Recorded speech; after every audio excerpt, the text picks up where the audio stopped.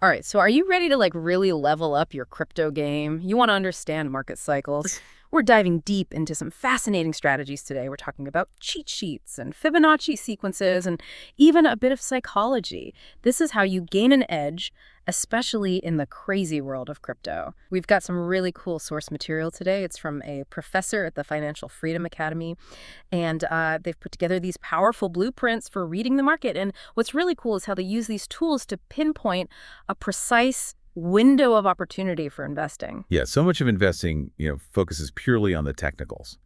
But tapping into the emotional waves of the market, well, that can be just as powerful. Okay, I'm intrigued.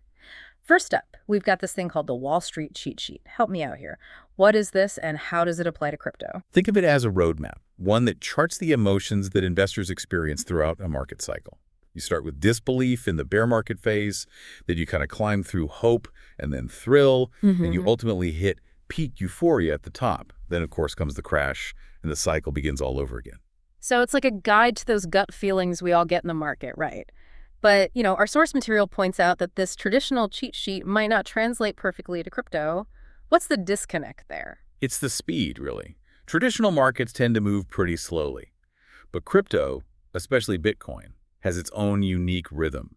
Things like the halving event, where the rate of new Bitcoin creation is cut in half. That creates a much faster cycle that the Wall Street cheat sheet just doesn't quite capture. To really understand Bitcoin's patterns, you need a more specialized approach. Okay, that makes sense. Crypto definitely moves at warp speed compared to traditional assets. So how do we adapt to this faster pace? What tools can we use? That's where the herring cycle comes in. It's an adaptation of the Wall Street cheat sheet designed specifically for Bitcoin. It divides the cycle into 8 distinct zones. 8 zones. Okay, let's dive into this herring cycle. What makes these zones so important, and how can we use them to make better decisions?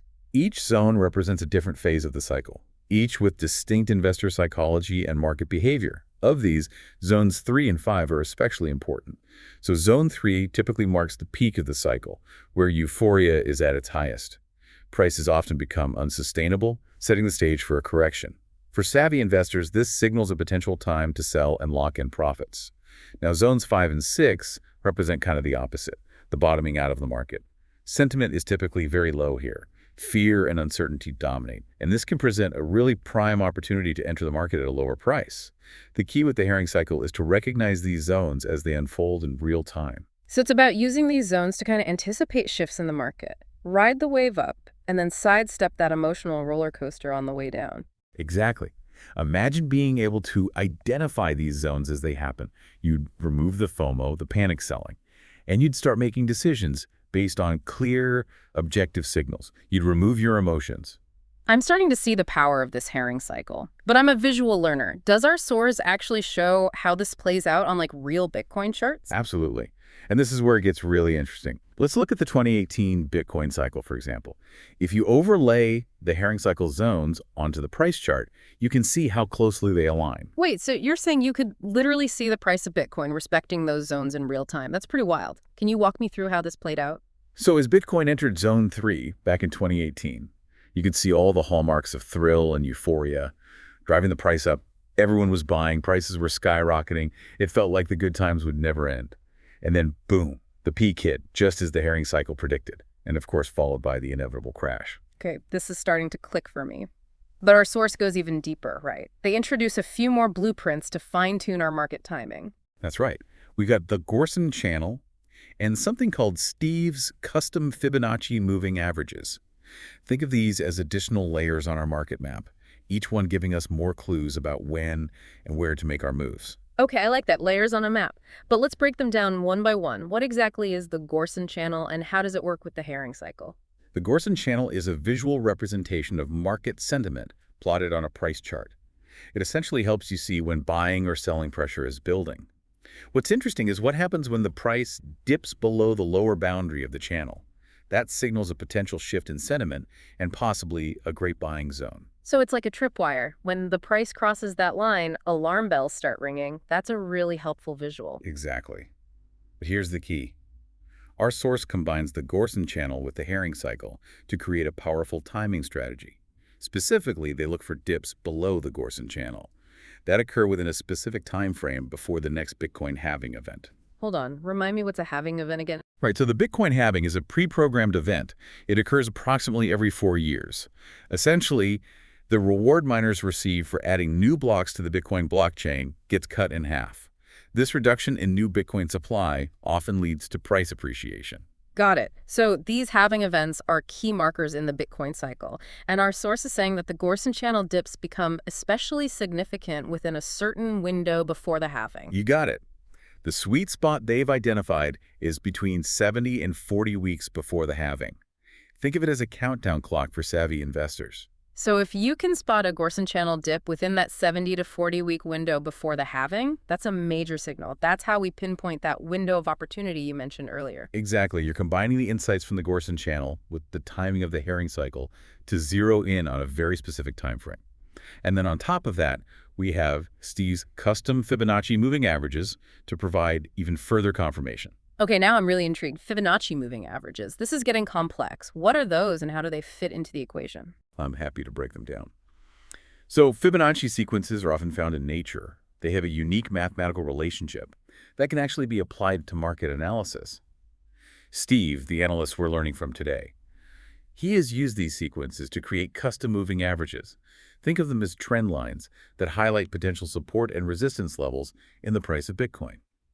So we're taking these mathematical patterns from nature and using them to understand Bitcoin. That's pretty fascinating. But how do we actually use them to, time our trades? These Fibonacci moving averages act like guardrails for the price of Bitcoin. When the price bounces off a particular Fibonacci level, it suggests strong support or resistance, depending on whether the price is moving up or down. What we want to look for are moments when the price interacts with these Fibonacci levels in a way that confirms what we're seeing with the Gorson channel and the herring cycle. So it's like we're piecing together a puzzle, right? We've got the herring cycle zones giving us the big picture, the Gorson channel signaling shifts in sentiment, and then these Fibonacci moving averages pinpointing key price levels. I'm starting to see how these layers all work together. You're getting it. When you can spot those key moments where all three of these blueprints align, that's when you know you found a potentially high probability trading setup. This is amazing. We've covered so much ground already, but I feel like we're just scratching the surface. There's so much more to unpack here. But for now, we're going to take a quick break and come back with even more insights from this deep dive into market psychology. We'll be right back. All right, welcome back. We've been diving deep into these market blueprints, but I think it's important to talk about the human element, the psychology behind all of this. Because let's be honest, we've all been there, right? The fear of missing out, the panic selling. How can these blueprints help us stay level-headed when things get crazy in the market? Well, it's all about recognizing where you are in the cycle and understanding the emotions associated with each phase. Let's go back to that Wall Street cheat sheet for a minute. Remember in the early stages when the market is just starting to recover from a downturn, there's a lot of disbelief and hope, but also some hesitancy. People are unsure if the market is truly turning around. Right, so that's where you might be tempted to sit on the sidelines, afraid to jump in too early and get burned. Exactly. But here's where understanding the cycle can give you an edge. The early stages, while they might feel uncertain, can actually present some of the best buying opportunities. This is where you want to start layering in those other blueprints, the Gorson channel, the Fibonacci moving averages, to help you identify potential entry points. So instead of letting fear hold you back, you can use these tools to make a calculated decision. That kind of takes a lot of the guesswork out of it. Precisely. Now, as the market climbs higher, we move into those thrill and euphoria stages. This is where FOMO really kicks in. Everyone starts to jump on board. Prices are going up. It feels like the party will never end. And it's easy to get swept up in the excitement. And that's when you need to be extra careful, right? Because it's easy to get caught up in the frenzy and make impulsive decisions. Absolutely. This is where understanding the herring cycle zones becomes crucial. Remember, zone 3 is typically where we see those all-time highs. And while it might be tempting to keep riding the wave, this is a time to consider taking profits. The market is likely overheated, and a correction is probably on the horizon. So basically, don't let the fear of missing out turn into the regret of holding on too long. Well said. Now, on the other side of the spectrum, when the market crashes and we enter those complacency, anxiety, and denial stages, panic selling often takes over. People see their investments losing value, and they just want to get out at any cost. Yeah, it's that classic fight or flight response, right? But we know that emotionally driven decisions rarely lead to good outcomes in investing. Right. Again, understanding the cycle can help you stay calm amidst the storm. If you know that market downturns are a natural part of the process, you can ride out the volatility with more confidence. And remember those Gorson channel dips we talked about? Those often appear during these downward swings and can signal excellent buying opportunities. So it's about using these blueprints to kind of take advantage of the market's emotional swings, not being controlled by them. Exactly. What's often overlooked is that this knowledge empowers you to make more rational decisions, even when the market feels completely irrational. It's like having a secret weapon against the emotional roller coaster of investing. I love that analogy. So we've talked a lot about Bitcoin, but our source also mentions that these ideas can apply to other cryptocurrencies as well. How do we begin to wrap our heads around that? Does every coin follow these same patterns? It's important to understand that while the underlying principles of market psychology hold true across different assets, each cryptocurrency has its own unique characteristics and influences.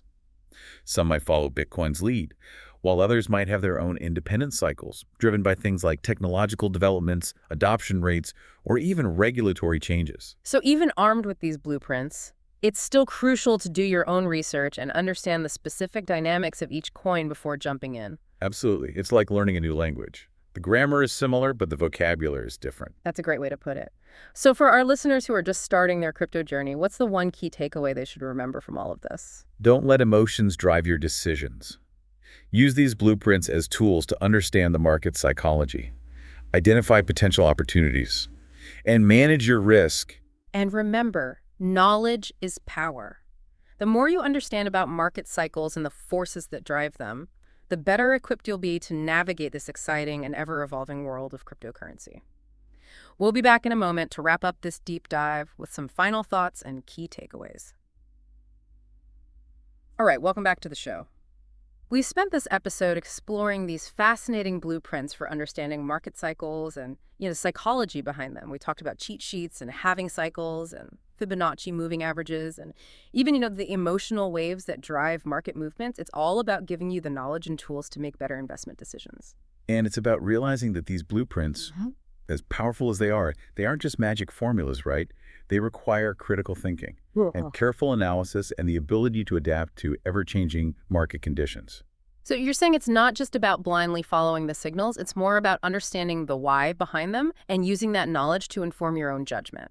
Exactly. Let's go back to the Gorson channel, for example. Just because the price dips below that lower boundary doesn't necessarily mean it's time to buy.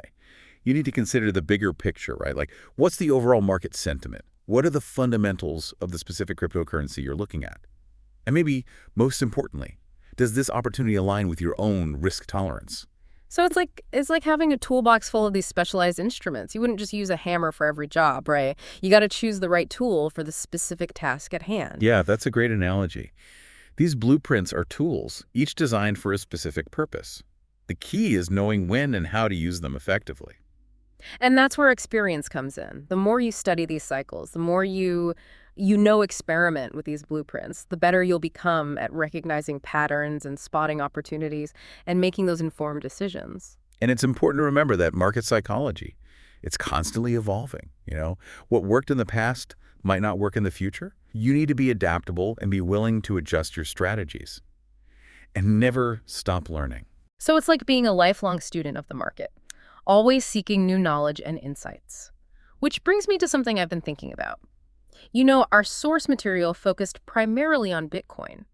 But what about the rest of the crypto universe? How do these principles apply to other cryptocurrencies? Ones that might have their own unique rhythms and drivers. That's a really good question. It really highlights the need to go beyond just, surface level understanding. While the principles of market psychology and technical analysis hold true across different assets, each cryptocurrency has its own story to tell. Some might dance to the beat of Bitcoin's drum, while others might march to the rhythm of their own technological advancements or community growth or regulatory shifts. So you're saying even armed with these blueprints, it's still crucial to do your own research and understand the nuances of each cryptocurrency before making any investment decisions. Absolutely. Think of it like learning a new language. Yeah. The grammar might be similar, but the vocabulary is different. You need to understand the specific nuances and context to truly grasp its meaning. That's a really helpful way to put it. We have these powerful blueprints, but it's up to us to apply them thoughtfully and critically. And with a deep understanding of the specific asset we're analyzing. Exactly. This isn't about finding a magic formula or a guaranteed path to riches, right? It's about equipping yourself with knowledge and tools and a framework for thinking about the market in a more strategic and informed way. This deep dive has been incredible. We've covered a lot of ground, but I feel like we've only just scratched the surface. There's so much more to explore, so much more to learn. And that's the beauty of it, really. This is a journey. It's not a destination.